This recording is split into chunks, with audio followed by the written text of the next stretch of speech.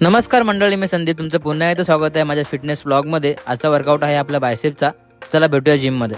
आजचा पूर्ण फोकस असणार आहे फक्त आणि फक्त बायसेपवर, त्यामुळे हलका हलका वॉर्मअप करून घेऊया आणि त्यानंतर एक एक एक्सरसाइज करूया पूर्ण इंटेन्सिटीने। पहिला एक्सरसाइज बार्बल कर्ल। इथे तुम्हाला हेवी वेट उचलणं जास्त महत्त्वाचं नाही, प्रत्येक रेप मध्ये बायसेपवर योग्य ताण जाणवणं जास्त महत्त्वाचं आहे। स्लो मोशन, फुल कंट्रोल आणि मॅक्सिमम पंप हाच आजचा फोकस। आता बार्बल झाल्यावरती येतो तो डंबेल कर्ल। इथे वजनापेक्षा फॉर्मवर जास्त लक्ष देतो, कारण चुकीच्या फॉर्मने इगो खुश होतो पण बायसेप नाही। जर तुम्ही माझे प्रिव्हियस व्हिडिओ बघितले असतील तर मी प्रत्येक व्हिडिओमध्ये एक प्रश्न विचारतो, तर हा आजचा एक प्रश्न।